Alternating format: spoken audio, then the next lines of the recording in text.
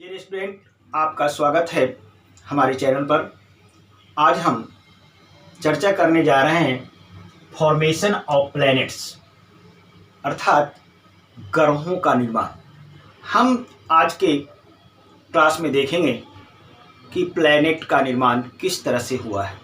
लेकिन formation of planet देखने से पहले हम सौर मंडल की उत्पत्ति से संबंधित एक काफ़ी इम्पॉर्टेंट थ्योरम है, उस थ्योरम की चर्चा करेंगे। पहले that theorem is big bang theory. Big bang theory की चर्चा करने जा रहे हैं। इसका हिंदी होता है विशाल धमाका सिद्धांत। सबसे पहले हम बिग बैंग थ्योरी को देख लेते हैं। विशाल धमाका सिद्धांत क्या है, इसको देखने के जस्ट बाद हम फॉर्मेशन ऑफ प्लैनेट्स को ही चर्चा करेंगे। देखिए, बिग बैंग थ्योरी सबसे पहले एक थ्योरी है, तो किसी के द्वारा दिया गया होगा, किसी के द्वारा प्रतिपादित किया गया होगा। तो यह थ्योरी जो है आपको इटली के एक खगोल वैज्ञानिक थे जिनका नाम था जॉर्ज लीमात्रे। जॉर्ज लीमात्रे। तो देखिए, इस बिग बैंग थ्योरी को किसने दिया? जॉर्ज लीमात्रे दिया गया। और कंपटीटिव पॉइंट ऑफ व्यू से यह एक इंपॉर्टेंट क्वेश्चन आपका बनता है, आपसे पूछा जा सकता है कंपटीटिव एग्जामिनेशन में कि बिग बैंग थ्योरी किसके द्वारा दिया गया, तो वह जॉर्ज लीमात्रे के द्वारा दिया गया। अब हम यहां चर्चा करने जा रहे हैं कि बिग बैंग थ्योरी में जॉर्ज लीमात्रे ने क्या एक्सप्लेन किया और यह इन्होंने किस तरह से बताया कि यूनिवर्स की उत्पत्ति हुई है। तो पहली बात तो हम यहाँ पर ये देखेंगे। और अब ये जॉर्ज लीमात्रे जो है आपका, जॉर्ज लीमात्रे जो यह सिद्धांत दिया था, यह सिद्धांत जो है एक कंसेप्ट पर आधारित है और वह कंसेप्ट है एडविन हबल के कंसेप्ट पर। एडविन हबल देख रहे हैं। अब ये जॉर्ज लीमात्रे ने जो सिद्धांत दिया था, वह सिद्धांत जो है एडविन हबल द्वारा दिए गए कंक्लूजन पर अर्थात इनके कंसेप्ट पर आधारित था, बेस था। तो हमें सबसे पहले एडविन हबल का कंसेप्ट पढ़ना पड़ेगा कि एडविन हबल ने क्या कंसेप्ट दिया और उसी कंसेप्ट को आधार बनाकर जॉर्ज लीमात्रे ने जो है आपका बिग बैंग थ्योरी का प्रतिपादन किया। तो चलिए पहले हम चर्चा कर लेते हैं एडविन हबल के कंसेप्ट को, उसके बाद हम बिग बैंग थ्योरी की चर्चा करेंगे। आइए देखिए, यहां पर हम हेडिंग डाल लेते हैं एडविन हबल।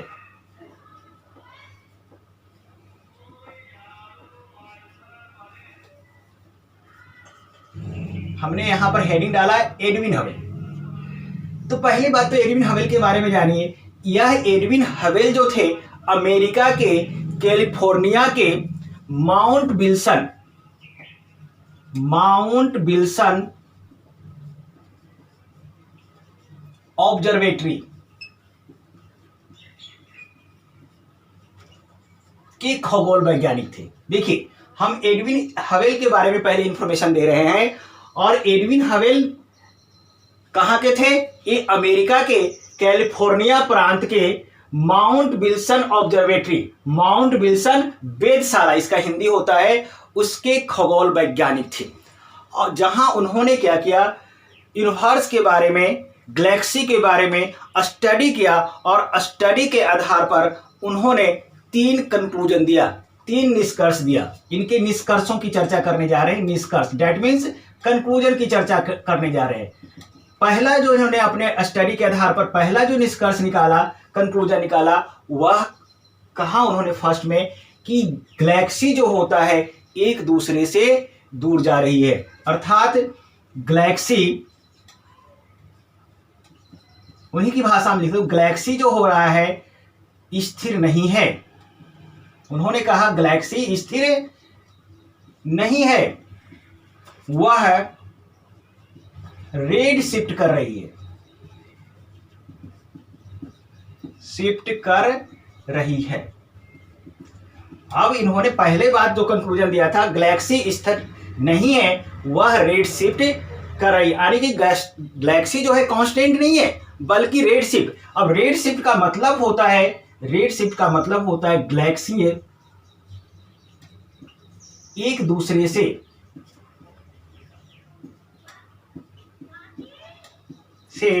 दूर जा रही है। इन्होंने पहला जो कंक्लूजन दिया कि गैलेक्सी स्थिर नहीं है, वह रेड शिफ्ट कर रही है। दैट मीन्स इसका रेड शिफ्ट का मतलब होता है कि गैलेक्सी एक दूसरे से दूर जा रही, अर्थात गैलेक्सी का लगातार एक दूसरे से बढ़ रहा है, एक दूसरे से दूरी बढ़ रहा है। और बढ़ने से क्या हो रहा है, हमारे यूनिवर्स का विस्तार हो रहा है। हमारा यूनिवर्स आज भी क्या हो रहा है, स्थिर नहीं है। तो सेकेंड बात में कंक्लूजन में हम लिख सकते हैं कि यूनिवर्स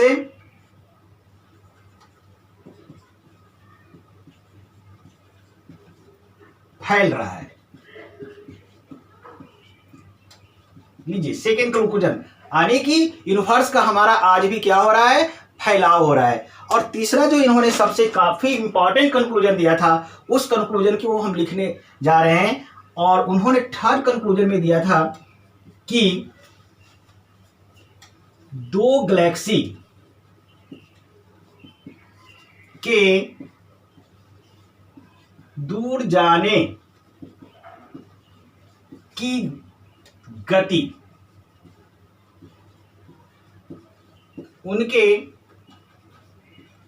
बीच की दूरी का समानुपाती होता है।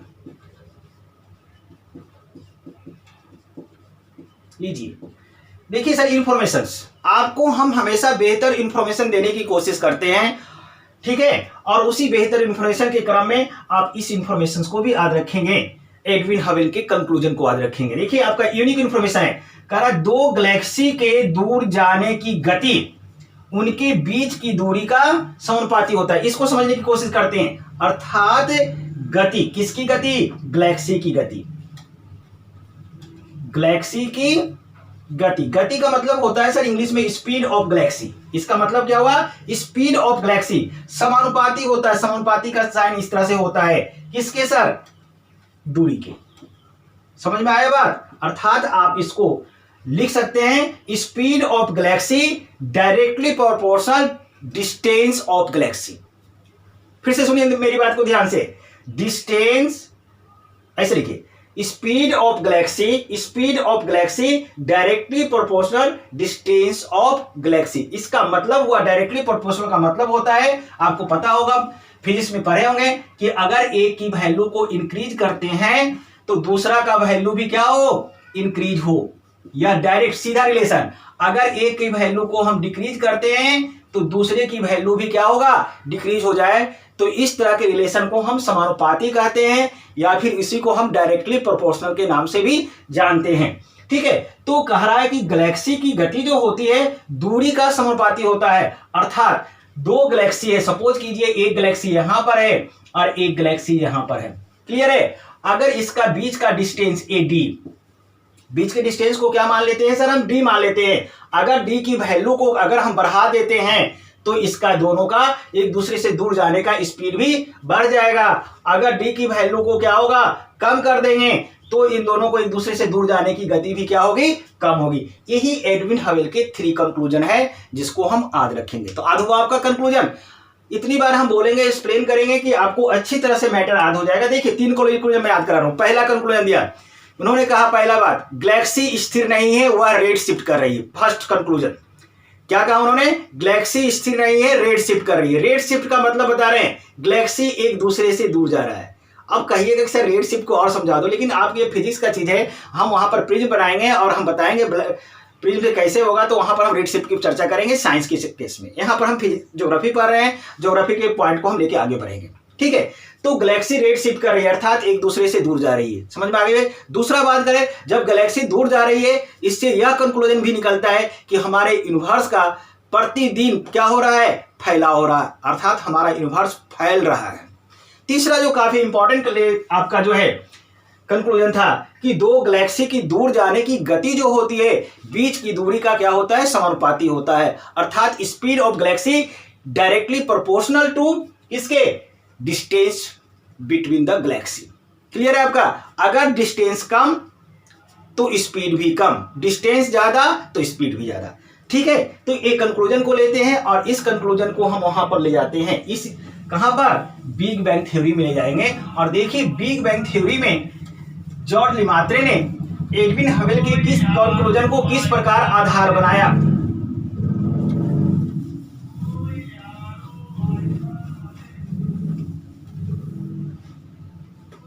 देखिए यहां पर हम फिर लेते हैं, लिखते हैं बिग बैंग थ्योरी। देखिए आपको अभी जॉर्ज लिमात्रे ने इस थ्योरी को दिया था, अभी मैंने बताया था। लिमात्रे साहब ने अपने इस थ्योरी को देने में एडविन हवेल के दिए गए कंक्लूजन को ही आधार बनाया था। अर्थात कहने का मतलब हम यहां पर लिख सकते हैं बिग बैंग थ्योरी आधारित है, किस पर आधारित है, तो हम लिख देंगे एडविन हवेल के निष्कर्ष पर। किस पर आधारित है यह थ्योरी, एडविन हवेल के निष्कर्ष पर।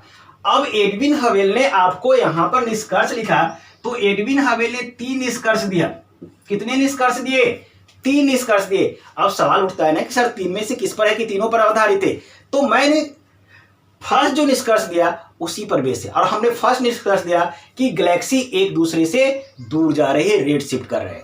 अब इसी दूर जाने की बात को अबे जॉर्ज लिमात्रे ने पकड़ा और पकड़ के अपना एक सिद्धांत दे दिया, that is known as big bang theory. देखिए एडविन हवेल ने क्या कहा, देखिए यहां पर एडविन हवेल ने कहा गैलेक्सियां फैल रही है, गैलेक्सी क्या आ रही, फैल रही। देखिए कुछ गैलेक्सी बना रहा हूं, ज्यादा नहीं बना रहा हूं सर।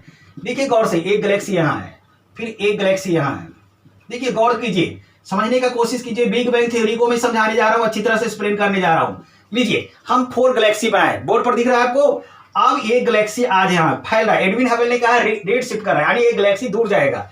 तो ये गैलेक्सी आज यहां है, तो फ्यूचर में कहां होगा, यहां से हटकर यहां पहुंच जाएगा। देख रहे हैं, फिर एक गैलेक्सी यहां है तो फ्यूचर में आपका यहां पहुंच रहा है। एक गैलेक्सी यहां है तो फ्यूचर में आपको यहां पर पहुंच जाएगा, दूर जाएगा एक दूसरे से। एक गैलेक्सी अभी यहां है तो फ्यूचर में आपका क्या हो जाएगा, यहां से शिफ्ट होकर क्या होगा, दूर आ जाएगा। सर यहां पर आ गया, ठीक है। अब यह दूर जा रहा है, एक दूसरे से दूर जा रहा है। अब आपका अबे जॉर्ज लिमात्रे ने इसी को पकड़ा और इसको पकड़ के कहा जो गैलेक्सी आज दूर जा रही है वह कभी न कभी एक पॉइंट पर होगा। कभी न कभी मतलब क्या, पास्ट में एक पॉइंट पर होगा। अर्थात सभी को इन्होंने फ्यूचर में नहीं गए बल्कि पास्ट में लिया, यानी बैक किया। अब देखिए कहे कि जो गैलेक्सी, अब देखिए सर, अब इन्होंने सबको कहा कि पास्ट में लौट रहे हैं।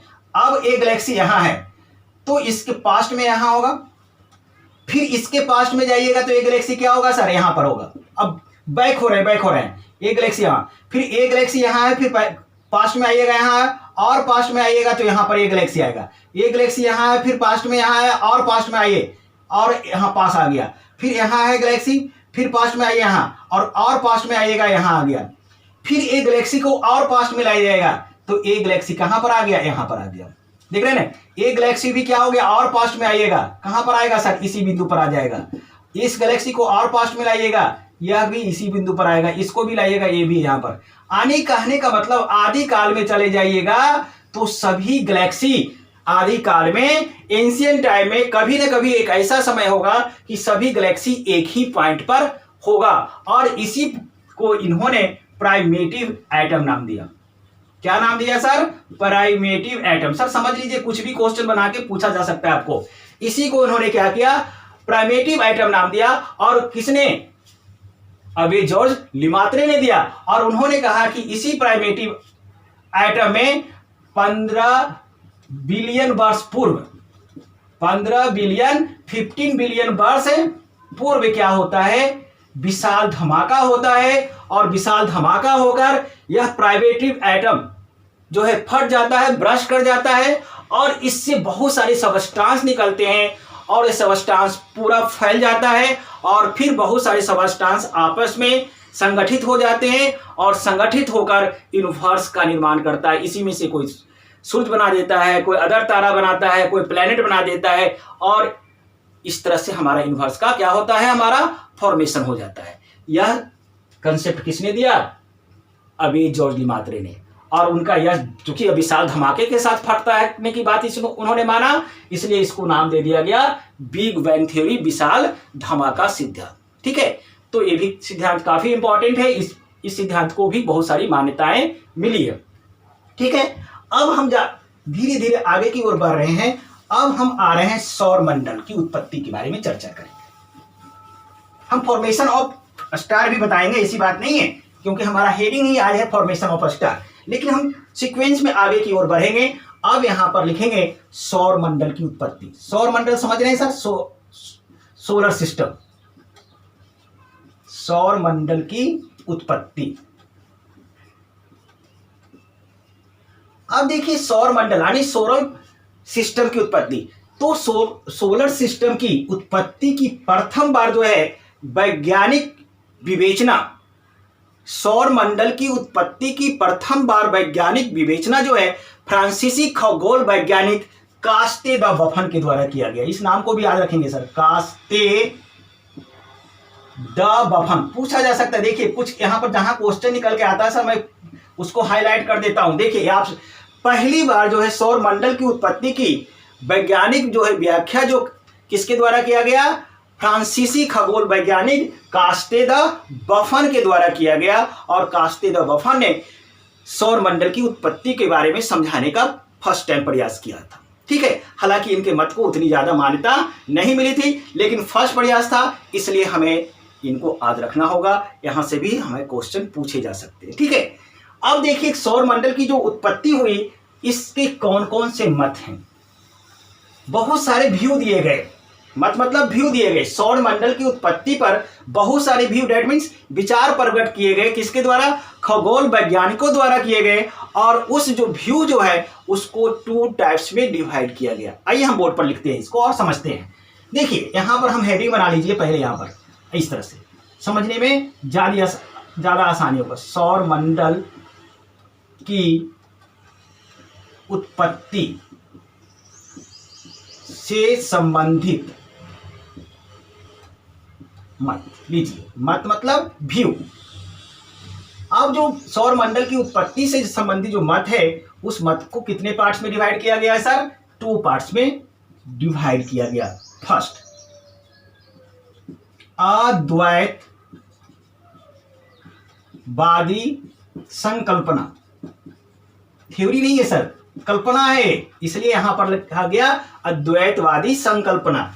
दूसरा, द्वैतवादी संकल्पना।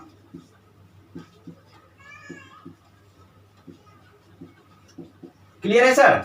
अब यह अद्वैतवादी संकल्पना की इंग्लिश होती है मोनेस्टिक कंसेप्ट। इंग्लिश भी लिखती जाइए। ठीक है, अद्वैतवादी संकल्पना की इंग्लिश होती है डुअलिस्टिक कंसेप्ट।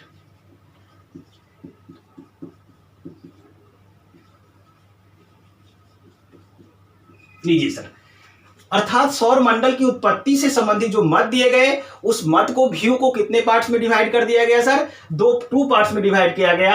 अद्वैतवादी संकल्पना, जिसको मोनेस्टिक कंसेप्ट के नाम से भी जानते हैं, द्वैतवादी संकल्पना, जिसको डुअलिस्टिक कंसेप्ट के नाम से भी जानते हैं। ठीक है, अब देखिए मोनेस्टिक कंसेप्ट को एक और नाम दिया गया है, पेरेंटल हाइपोथेसिस को कहते हैं।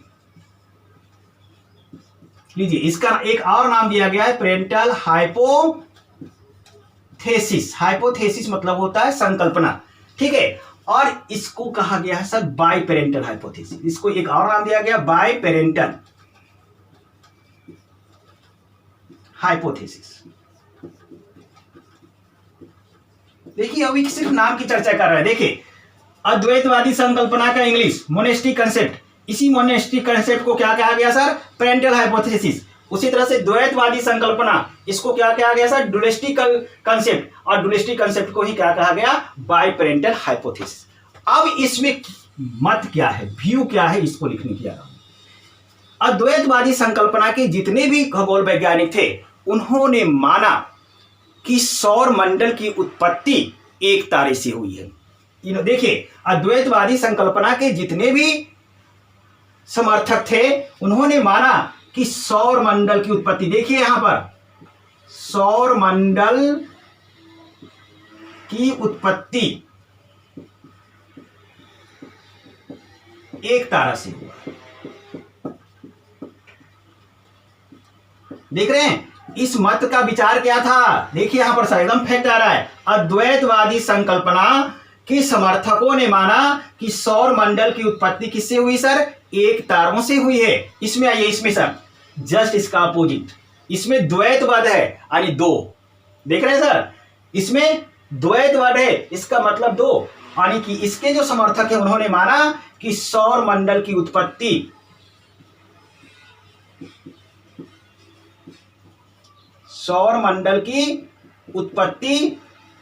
दो तारों से हुआ है। समझ में आई बात? दोनों में डिफरेंस समझ में आ रहा है। मोनेस्टिक वालों ने माना कि सौर मंडल की उत्पत्ति एक तारे से हुई, डुलिस्टिक वालों ने क्या माना कि सौर मंडल की उत्पत्ति दो तारे से हुई है। इसीलिए इसको पेरेंटल कहा गया। इसमें बाय लगा हुआ, बाय माने टू होता है सर। अब सवाल उठता है कि सर कुछ खगोल वैज्ञानिक का भी नाम बता दीजिए जो मोनेस्टिक कंसेप्ट को मानने वाले थे और जो डुलिस्टिक कंसेप्ट को मानने वाले थे। तो आइए हम कुछ खगोल वैज्ञानिक का यहाँ पर हम नाम देते हैं। मोनेस्टिक वाले में पहले लिखते हैं। इसमें जो खगोल वैज्ञानिक थे, पहला जो था अभी हमने बताया था कि सौर मंडल की उत्पत्ति के बारे में प्रथम बार वैज्ञानिक विवेचना किसके द्वारा किया गया था सर? अभी हमने बताया था, क्या किसके द्वारा? कास्टे द बफन के द्वारा किया गया था। वो मोनेस्टिकवादी थे। तो यहां पर लिखिए पहला नाम कास्टे द बफन। क्लियर है सर? आध हो गया। दूसरा जो है आपका, दूसरा नाम है इमैनुअल कांट, इमैनुअल कांट। तीसरा जो है हमारा है लाप्लास। लीजिए, ये तीन खगोल वैज्ञानिक हैं जिन्होंने यह माना कि सौर मंडल की उत्पत्ति एक तारों से हुई है। अब सवाल उठता है डुलिस्टिक विचारधारा के कौन कौन से खगोल वैज्ञानिक थे जानने का? तो देखिए, इसके खगोल वैज्ञानिक, पहला जेम्स जीन्स, दूसरा H.N. रसेल, तीसरा चेम्बरलेन। लीजिए, कुछ खगोल वैज्ञानिक का नाम लिए जो डुलिस्टिक के व्यू को मानते थे, जैसे में जेम्स जीन हुआ है, H.N. रसेल हुआ और चेम्बरलेन। और इन सबों ने माना कि सौर मंडल की उत्पत्ति दो तारों से हुई है। और इधर जो मोनेस्टिक में कौन कौन से हैं थे? कास्टे द बफन, इमैनुअल कांट और लाप्लास थे। इन्होंने माना कि सौर मंडल की उत्पत्ति एक तारों से हुई है। अब यहाँ इनके बहुत सारे व्यू, अपने अपने व्यू दिए थे सौर मंडल की उत्पत्ति के बारे में, और उनके व्यू के अपने अपने नाम हैं। उसके नाम को भी हम याद रखेंगे, वहां से भी कभी कभी मैचिंग के प्रश्न आते हैं। ठीक है, तो हम इसको एक टेबल के फॉर्म में हम अरेंज करने का प्रयास करते हैं जहां से आपके मैचिंग के क्वेश्चंस बनेंगे। लीजिए सर, यहां पर हमने लिख दिया सौर मंडल की उत्पत्ति से संबंधित जो परिकल्पना दिया गया, वह परिकल्पना क्या था? आइए देखते हैं। देखिए, इमैनुअल कांट ने जो परिकल्पना दिया वह परिकल्पना बायबराशी परिकल्पना कहलाती है, जिसका इंग्लिश होता है गैसियस हाइपोथेसिस। उसी तरह से लाप्लास ने जो परिकल्पना दिया दैट इज नॉन एज निहारिका परिकल्पना, जिसकी इंग्लिश होती है नोबलर हाइपोथेसिस। उसी तरह से चेम्बरलेन ने जो परिकल्पना दिया सौर मंडल की उत्पत्ति की, वह परिकल्पना कहलाती है ग्रहाणु परिकल्पना, जिसकी इंग्लिश होती है प्लेटिज्मल हाइपोथेसिस। उसी तरह से H.N. रसेल ने जो परिकल्पना दिया वह कहलाती है द्वैतारक परिकल्पना, binary star hypothesis. Otto Schmidt ने जो परिकल्पना दिया था वह कहलाती है अंतर तारक परिकल्पना, इंटरस्टेलर डस्ट हाइपोथेसिस। क्लियर है आपका? उसी तरह से जो है एक परिकल्पना और दिया गया था, 6 नंबर डाल लीजिए, जो बोर्ड पर लिखा हुआ नहीं है, जेम्स जीन्स की परिकल्पना। जेम्स जीन्स ने जो परिकल्पना दिया था वह कहलाती है ज्वारीय परिकल्पना। क्या कहलाती है सर? ज्वारीय परिकल्पना, इसकी इंग्लिश लिखिए टाइडल हाइपोथेसिस। लीजिए, यानी सौर मंडल की उत्पत्ति संबंधी 6 परिकल्पना है। यहां से भी आपको पूछे जा सकते हैं क्वेश्चंस। आपसे पूछा जा सकता है टाइडल हाइपोथेसिस या ज्वारीय परिकल्पना किसने दिया, तो किसका नाम आएगा सर? जेम्स जीन्स ने। आपसे पूछा जाएगा निहारिका परिकल्पना किसके द्वारा दिया गया, तो देखिए सर निहारिका परिकल्पना किसके द्वारा किया गया? लाप्लास के द्वारा दिया गया।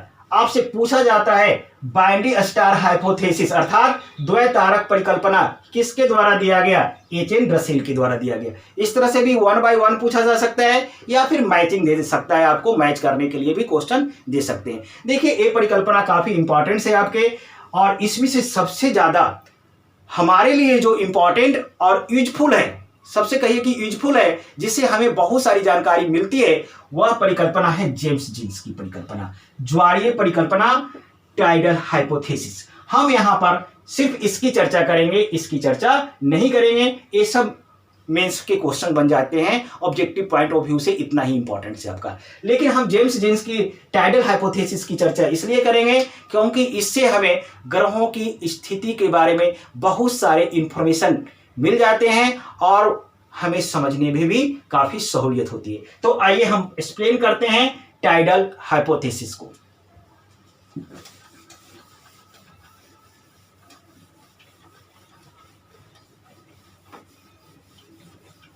देखिए हम यहां देखने जा रहे हैं टाइडल हाइपोथेसिस को, ज्वारीय परिकल्पना को। तो पहला हम यहां पर हेडिंग बनाएंगे ये देखिए सौर मंडल की उत्पत्ति पर लिया, और सौर मंडल की उत्पत्ति में हम आ गए हैं टाइडल हाइपोथेसिस। यही टाइडल हाइपोथेसिस बताएगा फॉर्मेशन ऑफ स्टार को। हमने हेडिंग बनाया था ना, फॉर्मेशन ऑफ स्टार, स्टार कैसे बने इसको समझना है यहां पर। अब देखिए यही टाइडल हाइपोथेसिस स्टार के फॉर्मेशन को समझाएगा हमें, इसलिए इसको ध्यान से समझिएगा। हम पहले हेडिंग बना लेते हैं टाइडल हाइपोथेसिस। लीजिए सर, इसी का हिंदी क्या होता है? ज्वारीय परिकल्पना। हमने वहां पर लिख दिया था। देखिए यहां पर जो है सबसे पहला क्वेश्चन, टाइडल हाइपोथेसिस किसके द्वारा दिया गया? तो आपको अभी मैंने बताया था टाइडल हाइपोथेसिस को किसने दिया था? जेम्स जीन्स ने दिया था। लीजिए एक क्वेश्चन बन गया। टाइडल हाइपोथेसिस के प्रतिपादक कौन थे? तो जेम्स जीन्स थे। अब टाइडल हाइपोथेसिस में जेम्स जीन्स ने क्या बताया उसको समझिए। देखिए उन्होंने कहा, ध्यान से समझना है सर, ये स्टार के फॉर्मेशन को समझाएगा। देखिए उन्होंने माना यूनिवर्स में 2 तारे थे, एक तारा हमारा सूरज था। देखिए यह हमने सन को बनाया सर, लीजिए that is a sun, clear है। और एक जो है उन्होंने कहा एक विशाल तारा था, कोई बहुत बड़ा विशाल तारा, मतलब क्या? जो सूरज से भी जो बड़ा हो, ये विशाल तारा लिया। ध्यान से समझना है। देख रहे हैं आप, जेम्स जीन्स ने, देखिए जेम्स जीन्स किस मत के समर्थक थे? अभी मत बताए थे 2 भागों में सर बताया था, अद्वैतवादी और द्वैतवादी, आपका मोनेस्टिक और डुलिस्टिक। तो जेम्स जीन्स को देखिए, खोजिए वहां पर किस में थे? मोनेस्टिक वाले में थे, डुलिस्टिक वाले में? डुलिस्टिक वाले में थे सर। देखिए ऊपर में लिखा हुआ था डुलिस्टिक में, हमने बताया था कि ये डुलिस्टिकवादी थे। और डुलिस्टिकवादी क्या मानते थे? सौर मंडल की उत्पत्ति 2 तारों से हुई, 2 तारों से हुई है ना सर। तो देखिए यहां पर 2 तारा लिया है, इन्हें एक तारा सूरज को लिया और एक विशाल कोई अन्य तारा ले लिया, क्लियर है। अब उन्होंने माना कि आदि काल में एक विशाल तारा, देखिए ध्यान से समझिए, आदि काल में एक विशाल तारा धीरे धीरे चलते चलते चलते चलते सूरज के पास से गुजरा। ध्यान सुनिए, आदि काल में एक विशाल तारा अपने पथ पर आगे बढ़ते हुए सूर्य के धीरे धीरे करीब आया और उसके पास से गुजरते गुजरते फिर दूर चला गया। देखिए अब यह विशाल तारा है, अब धीरे धीरे पास आएगा तो होगा क्या? उन्होंने क्या माना? अब विशाल तारा है तो इसका अट्रैक्शन फोर्स क्या होगा? ज्यादा होगा। किससे ज्यादा होगा सर? सन से ज्यादा होगा, सन छोटा है उसकी तुलना में। तो जब यह विशाल तारे का अट्रैक्शन फोर्स, चूंकि इसका ज्यादा है, सन पर काम करेगा। किस पर काम करेगा सर? अट्रैक्शन फोर्स सन पर लगेगा। अभी दूर है सर, तो जब सन पर इसका अट्रैक्शन फोर्स लगा तो उन्होंने माना कि सन के अंदर का कुछ द्रव्यमान यानी कुछ पदार्थ क्या हो गया सर, बाहर निकला। लीजिए सर, बाहर निकल गया, कुछ पदार्थ निकलना शुरू हुआ, दूर है अभी, पदार्थ क्या होगा सर, थोड़ा सा निकलेगा। जैसे जैसे यह जो है विशाल तारा सूर्य के पास आता जाएगा और पास आया, पदार्थ की मात्रा अट्रैक्शन फोर्स ज्यादा लगेगा, पदार्थ ज्यादा निकालेगा। लीजिए सर, और निकाल लिया पदार्थ, और पास आया, सपोज कीजिए, मान लीजिए इस तरह से बढ़ते जाइए, और पास आएगा, और पदार्थ की मात्रा आया, और पास आया, लीजिए, और निकल के आया पदार्थ।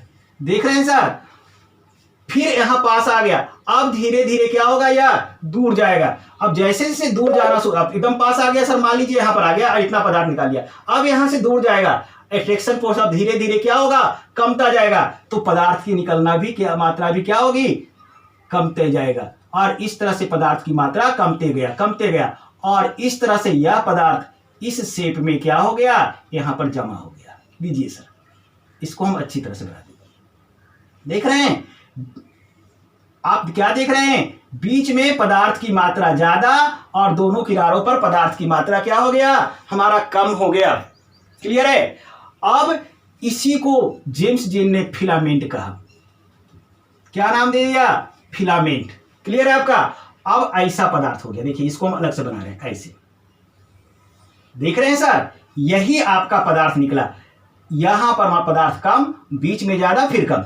अब यहां पर कम, यहां बीच में ज्यादा, यहां पर कम, कैसे हुआ, क्योंकि यहां दूर था तो पदार्थ कम निकला। देखिए समझाया था, जैसे जैसे पास आया पदार्थ बढ़ता गया, जब काफी पास आया तो बीच में पदार्थ की मात्रा ज्यादा, और फिर दूर गया जाने लगा तो पदार्थ की मात्रा धीरे धीरे कमते कम हो गया। देख रहे हैं ना आप, तो इस तरह say that is a filament. अब उन्होंने कहा चूंकि पदार्थ सूर्य से निकला है तो शुरू में पदार्थ क्या थे, काफी गर्म थे, लेकिन धीरे धीरे इस फिलामेंट का टेम्परेचर क्या हो गया, पदार्थ का टेम्परेचर क्या हो गया, कम हो गया, और कम होने से इसमें क्रैकिंग आई, खांचे बने। इस तरह से खांचे बने, ब्रेक हुआ, और ब्रेक होने से क्या हो गया, 9 ग्रहों की उत्पत्ति हुई। अभी तो हम 8 ग्रह मान रहे हैं, जिस समय जेम्स जी ने परिकल्पना दिया था उस समय हमारे सौर मंडल में कितने ग्रह थे सर, 9 थे, प्लेटो भी थे। लेकिन आप पढ़ रहे हैं 2006 में जो है प्लेटो को ग्रहों की श्रेणी से बाहर निकाल दिया गया। हम चर्चा करेंगे सर। अब 2006 में प्लेटो को ग्रहों की श्रेणी से बाहर निकाल दिया, इसके क्या रीजन थे, तो उसका पथ जो है वृत्ताकार नहीं था, वह नेपच्यून के पथ को काटता था। इस वजह से प्लेटो को क्या किया गया, सौर मंडल की ग्रहों की श्रेणी से बाहर निकाल दिया गया। अब ग्रहों की संख्या 8 बताई गई। लेकिन जेम्स जी ने जब थ्योरी दिया था उस समय चूंकि 9 ग्रह माने जा रहे थे, इसलिए इन्होंने अपनी परिकल्पना में 9 ग्रहों को इंक्लूड किया था। क्लियर है आपका। तो उन्होंने कहा कि खांचे बने, और खांचे बनने से 9 ग्रहों की क्या हो गई, उत्पत्ति हुई। और उन्होंने देखिए चूंकि बीच में पदार्थ की मात्रा ज्यादा है, बीच में क्या है, पदार्थ की मात्रा, देखो सर आपको दिख रहा, पदार्थ की मात्रा ज्यादा है, इसलिए बड़े ग्रह जो है सौर मंडल का सबसे बड़ा ग्रह कौन है सर, बृहस्पति। यह बृहस्पति ग्रह कहां बना सर, बीच में बना, और किनारे पर क्या बने, हमारे छोटे ग्रह बने। और एक किनारे पर देखिए छोटा ग्रह प्लेटो था आपका यहां पर सर, और इस किनारे में छोटा ग्रह हमारा बुध था। देखिए, देख रहे ना। और यहां से मिडिल से जैसे इधर जाइएगा, चूंकि पदार्थ की मात्रा घटेगी तो ग्रहों का आकार घटता जाएगा। इधर भी पदार्थ की मात्रा जैसे जैसे जाएंगे कमता जाएगा, ग्रहों का आकार घटेगा। और फिर यहां से इधर की ओर भी जाएंगे तो पदार्थ की मात्रा कमते जाएगा और ग्रहों का आकार घटता जाएगा। तो आइए एक हम यहां पर फिगर बनाएंगे जो जेम्स जीन के कंक्लूजन से निकला है। उस फिगर से हम बहुत सारे सवालों का जवाब देंगे। देखिए सर, ये जो फिलामेंट बने थे उसी फिलामेंट में खांचे पड़े, और खांचे पड़ने से 8 ग्रहों की उत्पत्ति हुई। हम यहां मान के चलेंगे, और 8 ग्रहों की उत्पत्ति जो हुई उसका सीक्वेंस क्या था, यहां पर देखने का प्रयास कीजिए। आप देखिए यहां पर सर, आपका चूंकि बीच में क्या थे, पदार्थ की मात्रा ज्यादा था, इसलिए बड़े ग्रह कहां बन गए, बीच में बने। ठीक है। और जैसे जैसे इधर की ओर गए उसका आकार कमता गया। तो बृहस्पति के बाद इधर क्या बना सर, शनि के बाद क्या बना सर, यूरेनस के बाद क्या बना सर, नेपच्यून। अब इधर आइए, जैसे जैसे पदार्थ की मात्रा इधर जाएगा घटता जाएगा। यह मंगल के बाद पृथ्वी के बाद शुक्र के बाद बुध। अब देखिए ग्रहों का एक सीक्वेंस देखिए सर, यहाँ पर सन यहाँ पर है आपका, यह सन की स्थिति इधर बना लीजिए, यह हमारा सन है सर। देख रहे हैं सर, साइड में हमारा ये सन है, SUN लिख लीजिए, सन। क्लियर है, ये हमारा सन है सर। देख रहे हैं आप सन। अब देखिए ग्रहों का सीक्वेंस देखिए सर, आप कीजिए अच्छी तरह से नाम। पहले क्या बुध, उसके बाद क्या आएगा सर शुक्र, शुक्र के बाद क्या आएगा सर पृथ्वी, पृथ्वी के बाद यहाँ पर देखिए स्पेस कम था तो हम बाहर लिख दिए मंगल सर। उसके बाद क्या आएगा सर बृहस्पति, बृहस्पति के बाद क्या आ रहा है सर शनि, शनि के बाद क्या आ रहा है सर यूरेनस, यूरेनस के बाद क्या आ रहा है सर नेपच्यून। आज हुआ सर सीक्वेंस। देखिए यहाँ पर सूर्य से इधर चलिए, सूर्य इधर है सर बुध, उसके बाद क्या शुक्र, शुक्र के बाद पृथ्वी, पृथ्वी के बाद मंगल, मंगल के बाद बृहस्पति, बृहस्पति के बाद शनि, शनि के बाद यूरेनस, उसके बाद नेपच्यून। इंग्लिश में नाम सुनिए सर बुध, इसकी इंग्लिश क्या होती है सर मरकरी, शुक्र की इंग्लिश उसके बाद वीनस, अर्थ, देखिए Mangal Mars, Brihaspati Jupiter, Shani Saturn, ये तो यूरेनस और नेपच्यून है आपका। क्लियर है सर। अब यहां पर काफी एक इंफॉर्मेशन है इंपॉर्टेंट सर आपके लिए। वह इंफॉर्मेशन इंपॉर्टेंट ये है कि बीच में पदार्थ की मात्रा ज्यादा था तो ये बड़े ग्रह बीच में बने। देखिए यहां पर लिख सकते हैं सबसे बड़ा ग्रह, ये मानने के लिए तैयार हैं सबसे बड़ा ग्रह बीच में बन गए सर। लीजिए ठीक है। अब जैसे जैसे इधर की ओर जाएंगे ग्रहों का आकार घटेगा, यहां पर लिख दीजिए ग्रहों का आकार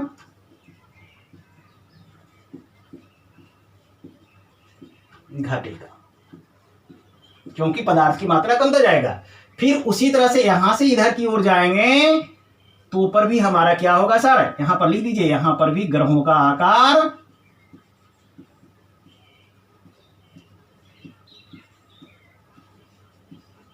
घटेगा होगा सर।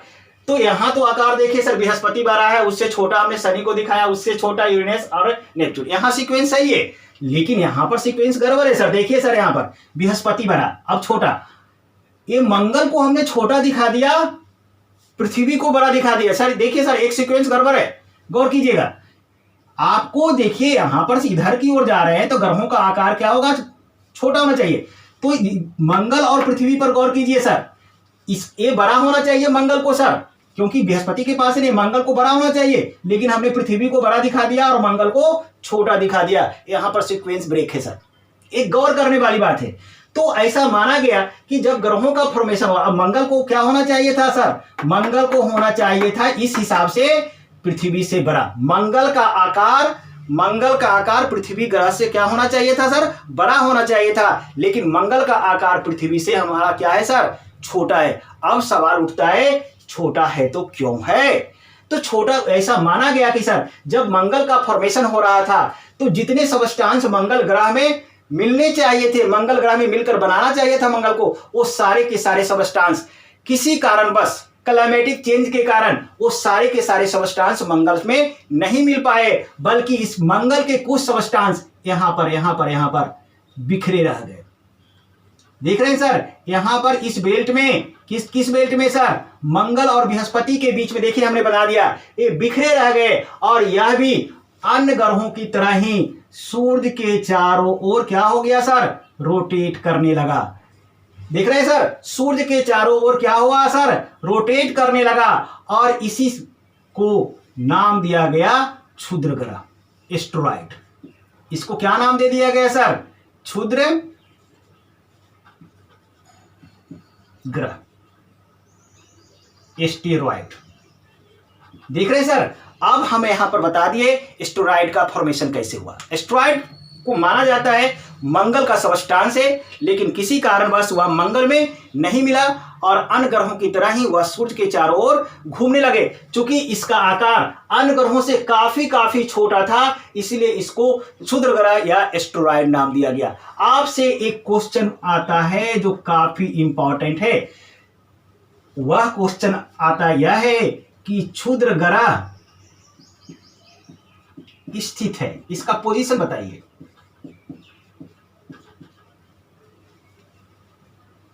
क्षुद्र ग्रह स्थित है, कहां पर स्थित है सर, फिगर देखिए सर, फिगर जवाब दे देगा। यहां पर मंगल है और यहां पर बृहस्पति है, यहां पर मंगल है और बृहस्पति है, तो कहां स्थित है सर, यहां पर लिख देंगे मंगल एवं बृहस्पति के बीच में।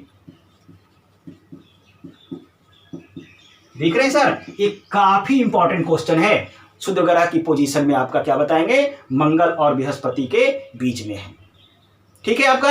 अब देखिए सर यहां पर हम कुछ क्वेश्चन राइज करते हैं और इस फिगर से जवाब देते हैं। हम इसको रफ कर रहे हैं, आप लोग इसको चाहते हैं तो बना लीजिए और इसको भी नोट कर लीजिएगा, ठीक है। ओके, अब देखिए सर, हम यहाँ पर कुछ एक्स्ट्रा इन्फॉर्मेशन दे रहे हैं आपको, इस सबको रफ करता हूँ। ये सूत्र वगैरह भी आप समझ चुके हैं।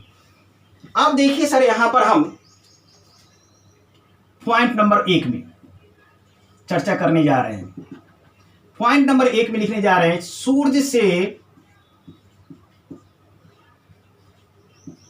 दूरी के अनुसार ग्रहों का क्रम, यानी सूर्य से डिस्टेंस के हिसाब से ग्रहों का पोजीशन क्या है। तो देखिए फिगर बता देगा सर, यहां पर सन है तो देखिए सन के पास में क्या आ रहा है सर, ज्यादा बुध आ रहा है, तो पहला लिख दीजिए बुध। फर्स्ट में क्या है आपका, बुध। उसके बाद दूसरा क्या है दूरी के हिसाब से, शुक्र। देखिए एकदम 6 फिगर एकदम सीधे दिमाग में बैठा लीजिएगा, सारा क्लियर हो जाएगा। उसके बाद कौन आ रहा है सर, देखिए सर पृथ्वी। उसके बाद कौन आ रहा है 4 में सर, मंगल। देखिए फिगर देखिए आप लिखते जाइए। उसके बाद क्या आ रहा है सर, बृहस्पति।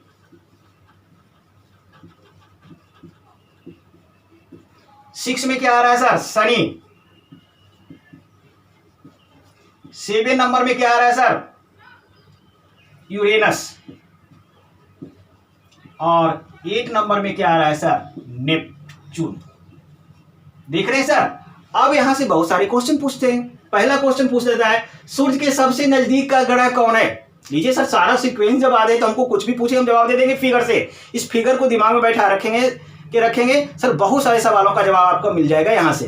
तो सूर्य के सबसे नजदीक का ग्रह क्या है सर, बुध है। सूर्य से सबसे दूर का ग्रह क्या है सर, नेपच्यून है। आपसे पूछा जाएगा सूर्य से दूरी के अनुसार सौर मंडल का छठा ग्रह कौन सा है। ध्यान से सुनिएगा सर, सूर्य से दूरी के अनुसार सौर मंडल का छठा ग्रह कौन है, 6th पोजीशन पर कौन है सर। तो गिनिए 1 2 3 4 5 6, शनि है आपका सर। देख रहे ना, आपका पूछेगा 5वां ग्रह कौन है, तो 1 2 3 4 5 यानी बृहस्पति है। आप ये जवाब दे दीजिएगा सर। आप ये सब बातें छोटी छोटी बातें जानते हैं, ऐसी बात नहीं है, यहां पर हम टाइम वेस्ट नहीं करेंगे। अब चलिए पॉइंट नंबर 2 की चर्चा करते हैं।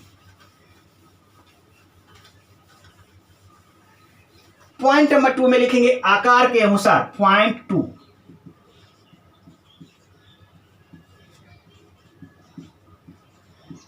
आकार के अनुसार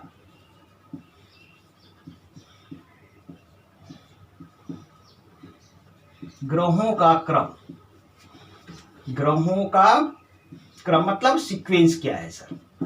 लीजिए आकार के हिसाब से, तो देखिए सर यहां से स्टार्ट कीजिए, टेक्निक दिमाग इधर, यहां से सबसे सेंटर में बृहस्पति, बड़ा से आकार चल रहे हैं, बड़े से छोटे की ओर जा रहे हैं, बड़े से छोटे की ओर। आप लिख सकते हैं यहां पर बड़े से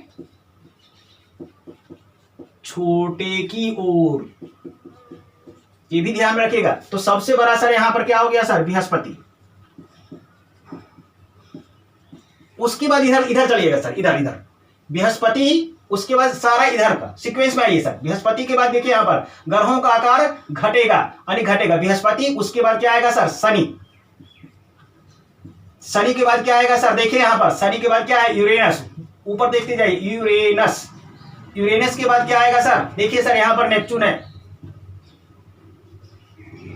क्लियर सर, इधर का हो गया। अब इधर आइएगा, लेकिन मंगल नहीं लेंगे सर, हम बताए थे मंगल का सबस्टांस क्षुद्र ग्रह बना दिया। किसको लेंगे सर, पृथ्वी। 5वां पृथ्वी के बाद किसको लेंगे सर, शुक्र। देख रहे हैं सर, शुक्र। अब मंगल को लेंगे सर, शुक्र के बाद मंगल, और लास्ट में 8 नंबर में हमारा बुध। देख रहे हैं सर। अब देखिए यहां से क्वेश्चन राइज होंगे आपका, सीक्वेंस दिमाग में बैठ गया, फिगर बैठा लीजिए। कैसे लिखे सर, पहले एक बार और देखिए। सब इधर से बृहस्पति से शुरू करके सीधे यहां तक आ गए नेपच्यून तक।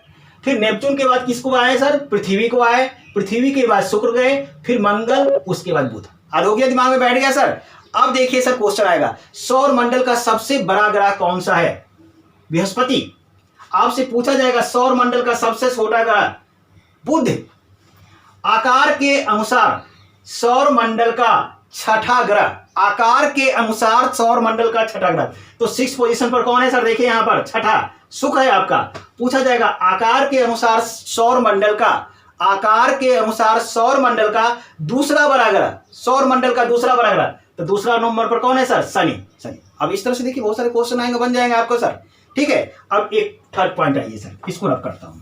सारे कमाल इस फिगर का है सर, इस फिगर को अच्छी तरह से दिमाग में बैठा लीजिएगा। अब पॉइंट नंबर थर्ड में, पॉइंट थर्ड में लिखेंगे पृथ्वी से दूरी के अनुसार। ये भी पूछता है सर, पृथ्वी से दूरी के अनुसार ग्रहों का क्रम, क्रम मतलब पोजीशन, यानी कि पृथ्वी के सबसे नजदीक कौन है। देख रहे हैं आप? तो आइए सर यहां पर आइए, यहां पर पृथ्वी हमारा यहां है, ध्यान दीजिएगा सर, पृथ्वी हमारा यहां है, तो एक कंडीशन ये है, पृथ्वी यहां तो या पास में तो या तो शुक्र होगा या फिर क्या होगा सर? मंगल होगा। कंफ्यूजन है ना? पृथ्वी बीच में है, पृथ्वी के एक और शुक्र है या एक और क्या है सर? मंगल। तो इन दोनों में या तो शुक्र पास ज्यादा होगा या फिर मंगल होगा। तो सबसे पास शुक्र है, याद रखिएगा। पृथ्वी के सबसे पास हमारा क्या है सर? शुक्र ग्रह है। चलिए, जब शुक्र पास में हो गया तो दूसरे पोजीशन पर क्या होगा? ए पास में हो गया तो दूसरे पोजीशन पर इधर साइड में कौन है? मंगल। तो दूसरे पोजीशन पर हमारा क्या होगा? पृथ्वी के नजदीक का दूसरा ग्रह मंगल। ठीक है सर, पहले पोजीशन पर हमारा पृथ्वी के सबसे नजदीक शुक्र, उसके बाद इधर मंगल। ध्यान दीजिएगा, कभी कंफ्यूजन नहीं होगा, फिगर रहेगा। पृथ्वी है बीच में सर, तो एक पृथ्वी है यहाँ पर, पृथ्वी के एक और शुक्र है या फिर एक और मंगल है। तो या तो सबसे नजदीक शुक्र होगा या सबसे नजदीक क्या होगा? मंगल होगा। तो मैंने इंफॉर्मेशन ऐड करा दिया कि सबसे नजदीक सर क्या है? हमारा शुक्र है। तो दूसरा नजदीकी ग्रह क्या हो जाएगा पृथ्वी के? मंगल होगा सर, ऑब्वियसली। क्लियर है आपका? अब तीसरा कौन होगा? तो इधर आ जाइए, इधर जाइए, बुध। तीसरा बुध होगा। अब सर यहां तक तो क्लियर हो गया आपका, यहां तक तो क्लियर हो गया, शुक्र भी आ गया, मंगल भी आ गया, बुध आ गया। अब पृथ्वी का नजदीक, अब यहां से तो सीधे सीक्वेंस चल जाएगा, यहां से सीधे इधर की ओर बढ़ जाइए, सारा पोजीशन मिल जाएगा आपका। तो उसके बाद लिख दीजिए ऊपर फिगर देख के, चौथा में आपका आ गया क्या सर? बृहस्पति। पांचवा में क्या आ गया सर हमारा? शनि। छठा में क्या आ गया सर? यूरेनस। देख रहे हैं फिगर का कमाल। और सातवां में हमारा आ गया क्या सर? नेपचून। लीजिए सर, अब क्वेश्चन सुनिए। पृथ्वी के सबसे नजदीक का ग्रह शुक्र, पृथ्वी के नजदीक का चौथा ग्रह, पृथ्वी के नजदीक का चौथा ग्रह, पृथ्वी के नजदीक के कौन सा सर? बृहस्पति। आपका पृथ्वी के नजदीक का सातवां ग्रह सर शनि, नहीं सातवां नेपचून, पांचवा ग्रह सर शनि, छठा ग्रह यूरेनस। इस तरह से सर कुछ भी क्वेश्चन आ जाएगा तो इस फिगर को याद रखेंगे तो हम सारे सवालों का जवाब दे देंगे। तो डियर स्टूडेंट, आज की वीडियो में हम इतना ही रखते हैं। हम फिर मिलते हैं आपसे नेक्स्ट वीडियो में, जहां पर हम क्लासिफिकेशन ऑफ प्लेनेट की चर्चा करेंगे। हम चाहेंगे कि आप हमारे चैनल को सब्सक्राइब करें और हमारे आने वाले प्रत्येक वीडियो को देखते रहें और अपने लक्ष्य की ओर आगे बढ़ते रहें।